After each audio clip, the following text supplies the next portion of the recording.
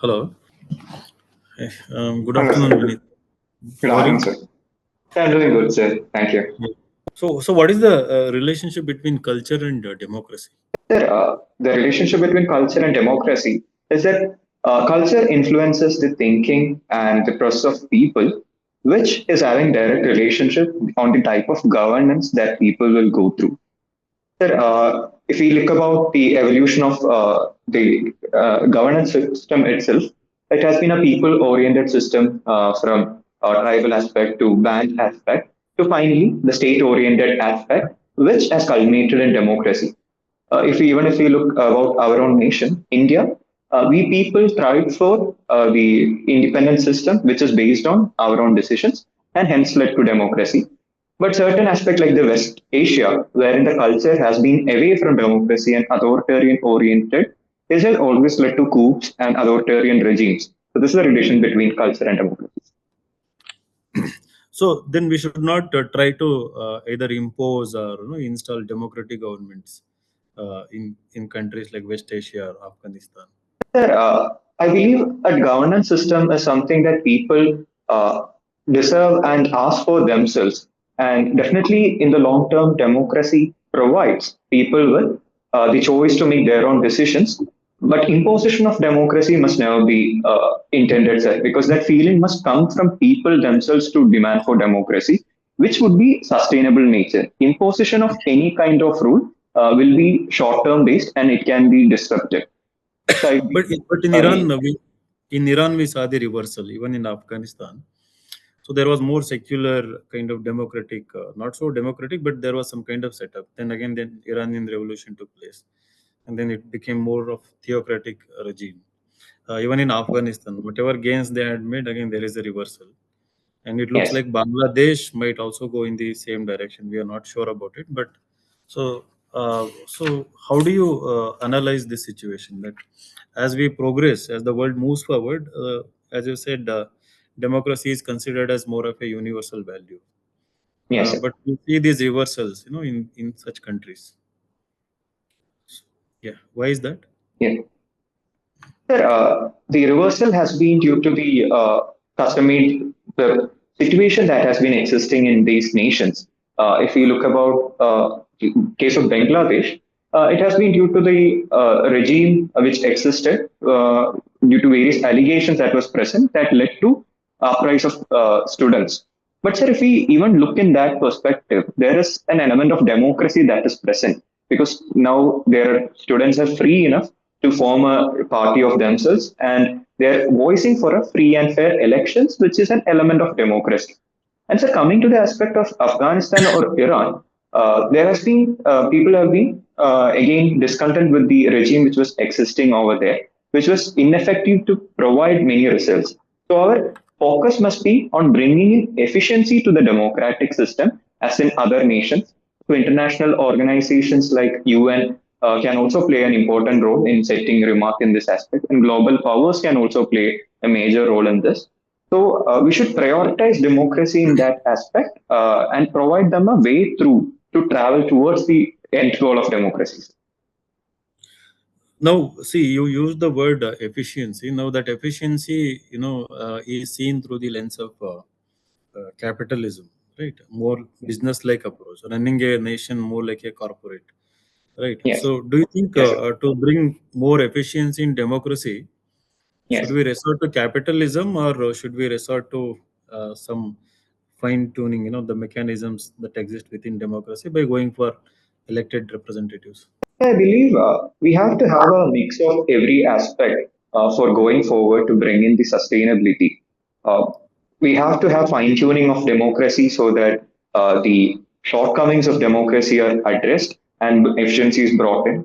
Similarly, we have to have few elements of capitalism to increase the investment that is coming into the economy and the economic growth that we are intending towards prosperity.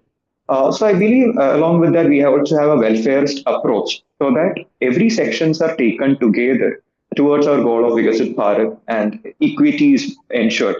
So really this rightful mix of all the approaches makes up successful nations. So, what about bringing capitalists into the government? unelected, representatives to increase the Sir, efficiency. yes.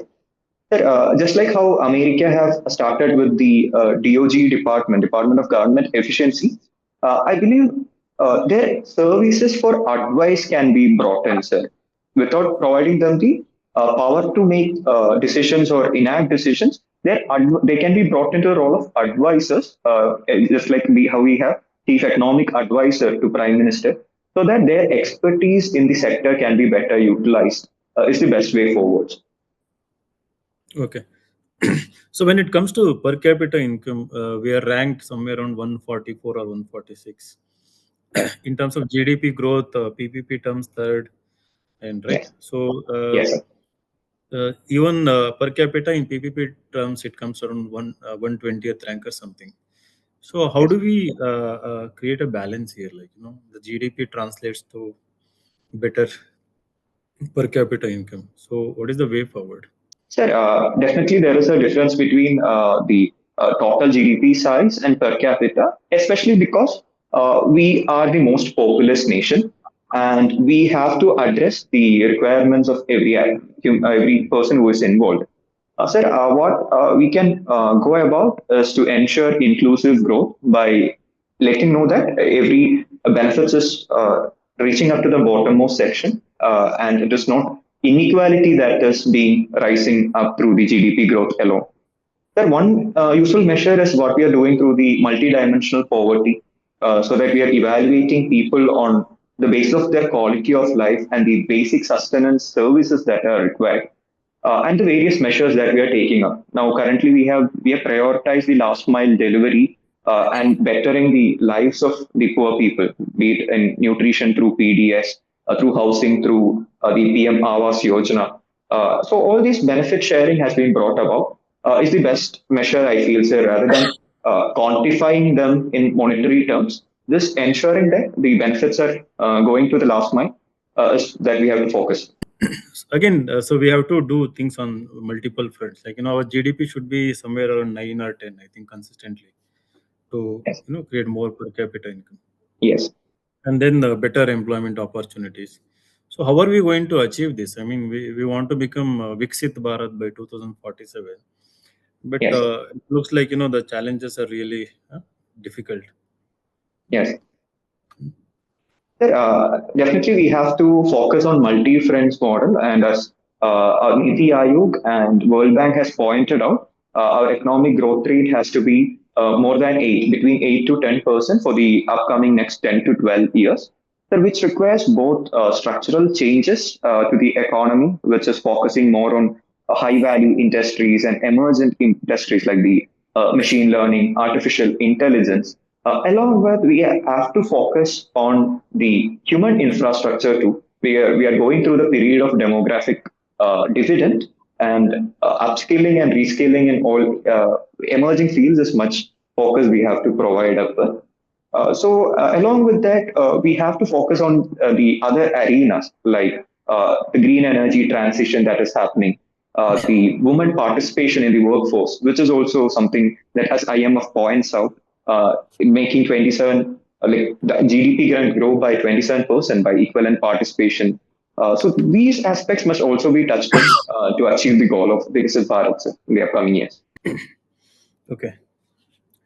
So what about quantum computing in the healthcare sector? So Amazon has said that in another 5 years they want to make it a reality, quantum computer. And Yes, if it becomes a reality, I think everyone is aggressive about it. So yes, if they create quantum computers, how is it going to impact the healthcare? yes. Sir, quantum computing has said to have a huge impact across varied sectors, and with the recent Microsoft of launching of the new chip, it has been said quantum computing is just years away and not decades away as presumed earlier. And so, coming to medical sector, right from the patient handling and the data handling of the patients, it can be much more synchronized using the quantum computing technology. What we are thriving upon, like for the personalized care, can be made more efficient. The second aspect is coming to the pharmaceutical sector to develop vaccines and drugs. content computing is set to quicken the entire process. How we saw during the COVID pandemic time, the dire necessity to ramp up the efficacy of development of drugs is one important aspect which quantum computing can done. The third aspect, it is being said, quantum computing can make the further fields like robotics and artificial intelligence much more efficient. So last week we experimented with the robotic surgery from Gurugram to Haryana, which turned out to be a success. So this can actually address the regional inequality in healthcare sector in our country because it's being skewed to metro sectors. This can help to address the regional rural inequality too. I feel quantum computing can actually transform the entire health infrastructure. So what about finding cure to some diseases, for which we are still struggling to find cure? Genetic diseases, uh, Alzheimer's, something like that. Uh, Thank you, sir, actually pointing out for the genetic diseases aspect. So definitely, quantum computing can play a very big role in addressing the emerging diseases like the maple syrup urine disease development that is happening, and also hemoglobinopathies, which do not have a particular cure currently. And also, sir, there is the aspect of increasing cancer burden, which can also create the quantum computing can create an avenue to address the rising cancer burden too. The very example is the AlphaFold, which is a protein prediction tool, which can be augmented with quantum computing to create fast pharmaceuticals to address these issues, and so which can bring in holistic healthcare. Sir. So nowadays, one can sequence entire human genome within a day. Right, Yes, that kind of technology is yes, available. yes. When combined with AI and quantum computing in future, so Yes. what are the possibilities? There used to be a talk of designer babies creating superhuman. Yes. Do you think that the ethics will become more flexible, and the world will allow such kind of research and creation of such kind of babies or human beings? So, or is it desirable? Sir, with the incoming of technology and expansion of the scope of technology, I believe such sort of challenges do exist. So, like designer babies and artificially manipulating human genome aspects. But, sir, I do not believe that ethics would be compromised at any sort because any sort of biomedical research, we have always placed thrust upon focusing the ethics, the clinical ethics at forefront, and there has been the global frameworks prioritizing ethics. Even in AI, we have the Global AI Ethics Council, which is in Bangalore, providing facilities for ethics to be followed. But sir, and similarly, I do not feel it to be desirable element too, sir, going for such practices because every time we are altering with the natural selection, it can hamper the entire evolution process itself, leading to unwanted traits which can actually impact the survival of human beings itself. There have been aspects of threats like COVID virus itself to be a man-made virus. So such kind of catastrophic biowar tactics even can emerge from unethical use of AI, which must be countered as their challenge exists. And I do not believe such practices would be adopted by nations. But what about United States of America? So, looking at their behavior nowadays, it Yes, looks like they don't care about norms and ethics. So they withdrew from WHO, and they have dismantled yes, US aid, and they withdrew from Paris Climate Agreement also, and the yes, language and recent body language, their words. yes. So it is too much of America centric, their own self interest. Don't you Yes. think that might push countries to go for this kind of research in the future? Sir, definitely the recent American actions do throw some concerns for the global community. But, sir, coming to the case of America, there has been prudent structures within American system to ensure that there is checks and balances functioning. And since America always project as the global leader and the global power which shows world the way, I would like to believe that the systems there would act as deterrent mechanism to go in for such measures, which is against the basic human rights. But definitely, we shouldn't be compliant with the same thing. We have to better the global monitoring framework. There should be confluence among the developing nations, and UN must be utilized as a better platform to counter this aspect from other globally itself. So this would ensure a rightful way ahead, sir, in terms of AI and genetic research. Okay. So, in the light of what happened with Ukraine, yesterday, day before yesterday, Yes. do you think the world requires kind of realignment, in geopolitics, or is it going through such kind of realignment? I believe the world is currently going through a pragmatic approach, which is the constant realignment is happening depending on the global scenario that is present and also the change in regimes that is happening. Just very aspect like how Joe Biden was the president, the alignment was totally different with Russia, Ukraine axis totally different. And similarly, with Donald Trump coming in, the alignment has again shifted with emergence of a US-Russia axis. So I believe, sir, what currently India is following is a very prudent measure that everyone can adopt, which is, as per our Honorable External Affairs Minister has stated, we are following multilateralism along with multi-vector policy. We are indulging with every nations, but according to the need of situation. I think this is what, and this is also an era that is having both multilateralism as well as minilateralism. There is regional groupings that play a very great role, like the Quad or SEU. Similarly, UN is also having its stake in global arena. So I feel this aspect of flexibility is what global nations must focus upon currently. Okay. So, what about the future of sports in this technology-driven area? Era. Do you think sports? How will they evolve? Like another 5 years, 10 years, will we witness match between a team of robots and humans? And is something like possible? There, with the incoming of technology, I believe sports is getting much more advanced and much more sophisticated, to be precise, to be said. So definitely, there is possibility that we can witness a match between robots and humans because humanoids are greatly in development as we have our own Vayu Mitra humanoids, which is very much capable. And so, coming to the nuances of sports, the efficiency of human beings and particularly sports persons are being bettered currently. Like we are now able to integrate technology for practice. Now, currently, football teams are utilizing robot defenders to better equip their strikers. Similarly, they are using the AI and data analytics before matches to understand the opponent team strategies and devolve strategy for themselves to win matches.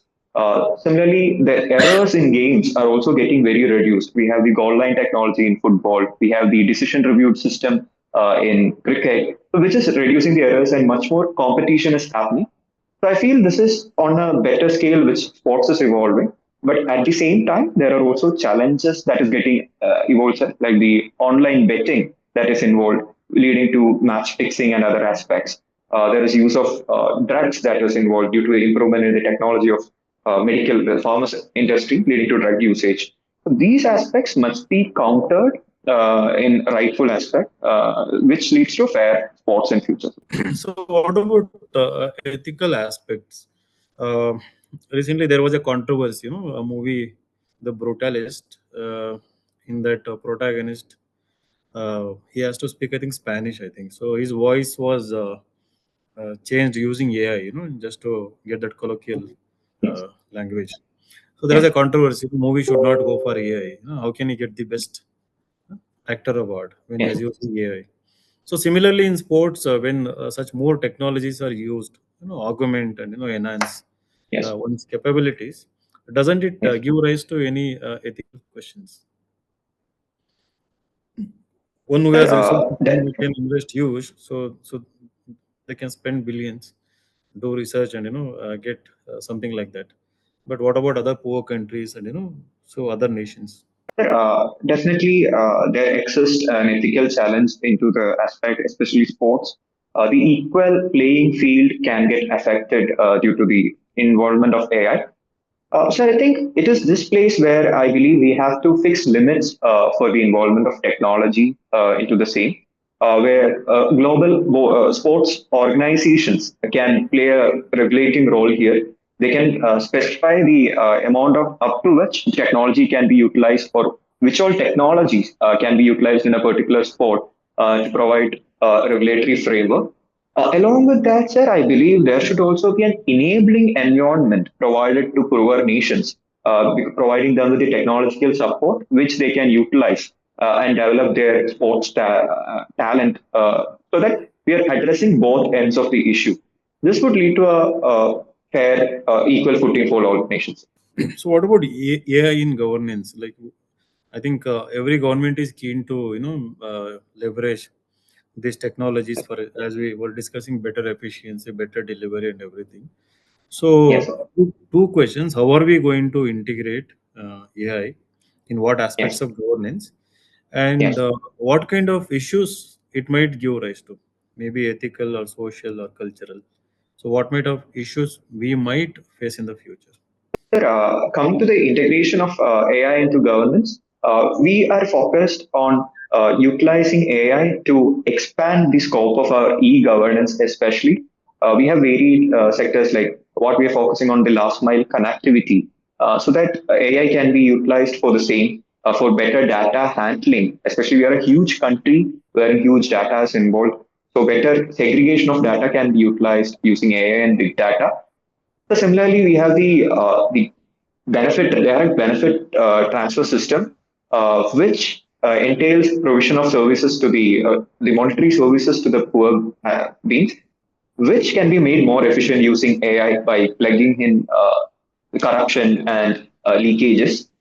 Third aspect is providing them that inclusivity in terms of language. One major deterrent to public services is that it is available only in English or Hindi. That regional aspects can be better capable by AI, as we know the Bhashni AI platform, which makes into regional languages.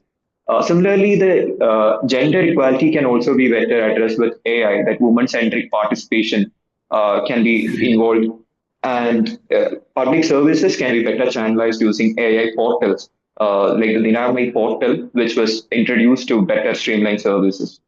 Then, coming to the challenges, there are various challenges that is associated, starting from ethical challenges, because there is threat that too much objectivity by AI can lead to red tapeism, which we are trying to reduce actually. The second, on the social scale, there is an urban-rural divide which can be further exacerbated due to lack of digital accessibility in the rural sector. Similarly, technological divide also comes in due to the digital divide between young age and old age people, which is yet another issue. And also, there is a very important risk regarding the data security. Though we have a Data Protection Act, we do not have a holistic AI Regulation Act currently, which we have to come up to address the issues in. So once this is addressed, I feel AI can enable the sector, like our Honorable PM had noted in the Paris Summit. Okay, what is cultural nationalism, and is it on the rise, whether within India or outside India? I'm sorry, sir. I have to read more about the topic. I feel I'm currently not much updated on the same. Yeah. So, what about nationalism? I mean, in India currently, what is the nature of nationalism? That we are witnessing based on the debate, discourse, online, discussions. Sir, currently we see rise in digital nationalism that we see from the various debates. So digital platforms have acted as a medium to portray the nationalism, which at times is also taking a role of challenge to the nation, because it is also utilized as an medium to create fault lines among societies, to create rift between people, and also leading to uh, communal clashes between various sections. So this is something that we have to address actually, because it can affect the unity and diversity of our nation, which requires prudent digital uh, regulation, as well as a sense of proper literacy is also required. National literacy is something we have to focus through our educational policy too. Sir. Okay. So what is more desirable, as a national identity or even an identity of a state? Its culture or its development? I believe, uh, especially for a country like India, we require both the aspects because culture is something that we have inherited and we should be proud of because so many cultures existing, and that's what we are trying to promote through our schemes like Ek Bharat, Shresth Bharat. Though we have different cultures, we are all standing together for the empowerment and development is definitely the need of time, especially we are aspiring to be a developed nation by 2047. So this culture-enabled development is what rooting in our own tradition is what we should focus in the way ahead. Okay, thank you. Thank you, sir. Good. So what do you think about your answers? That it is okay, but I feel few areas I feel I could have done better. Hmm. Overall, it is good. I mean, you were very quick to think, and you were able to bring multiple viewpoints also. Some people Thank you, sir. struggle to give more than one point, one perspective. Oh, thank you, sir. So you were able to do that. So, but within that, if the quality can be improved, what do I mean by quality? Some of the important key areas or some kind of new Okay, perspective. So that should open up another, point of conversation, something related to that. okay, sir. Okay, sir. In the beginning, you were telling the generic thing, and then second point is coming as the new thing. So if Okay, sir. prioritization can happen, the Okay, yes. something new. First, new things should come first. Yeah. Okay, So okay, sir.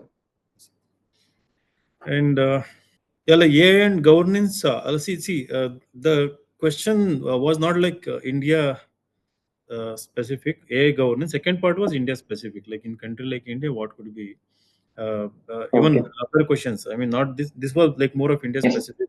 So where it is yes. not mentioned India, try to bring some global dimensions Okay, also. sir. Right, some other. If Okay, it is sir. India specific, you can go with the India specific. So you can Okay, give sir.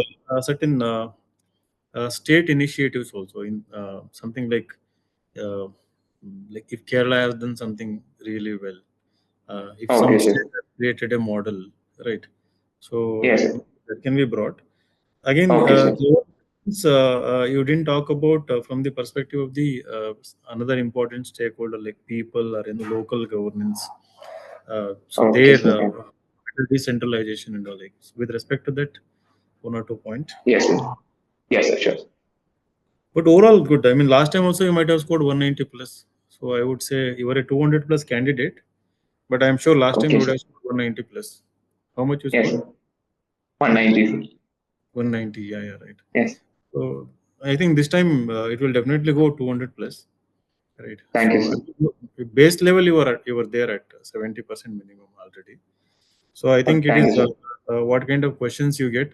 So I think in your case, questions will be more open ended and bit more challenging, right? You are already in Yes, service, sir. and the I mean, so try to bring two different disciplines like medical science and technology, right? Yes, sir. Medical science and ethics, medical science and maybe sports also, right? Okay. Uh, Yes, so sir. medicals, not medical science, sorry, health and society. Yes, sir. Yes, sir. Similarly, wherever you can, bring two disciplines. So, like I started with culture and democracy, like Yes, sir. culture from anthropology, democracy just to start a conversation in general Yes, sir. on what is happening around. Yes, sir. So, those answers were really good in the beginning. It created, Thanks. it motivated me to ask some more of opinion open-ended questions. Yes. So, this cultural nationalism, I think you should have taken uh, Yes. some kind of calculated guess or intelligent guess. I mean, you know Yes. what it is, but maybe you hesitated Yes. to Yes, sir. I speak. didn't want to like commit this with this, like, so I thought, okay, I will So in just. that case, you can say like exactly, I'm not aware, sir. Okay. If you allow me, can I go ahead or something like that is also fine. When you say it doesn't make any difference, right? Okay, So sir. Sure, that is sure. then and there it is forgotten. Nobody is going to judge based on that. Because that is Okay, what sir. is happening around, culture as an Yes. identity, revival of our culture, ancient Yes. past glory, and creating common identity among the people, even when Yes. there is diversity. So, and using that identity to, fight others. Yes. I And mean, create them. Right. right, right. So from there, I wanted to go to what is happening, in Tamil Nadu, what is Yeah. happening Yes. in Karnataka, and then Karnataka. local. So that is why I asked the question. Right? Okay, Sometimes they sir. come from top to Yes. the local issue. Instead of starting with Kerala or Locally. Nadu, they may arrive from there. Right. Okay, sir. But overall, good. I'm sure we will score 200 plus this time. Thank you, sir. Thank you so much. Yeah, all the best. Thank you, sir. Thank you so much.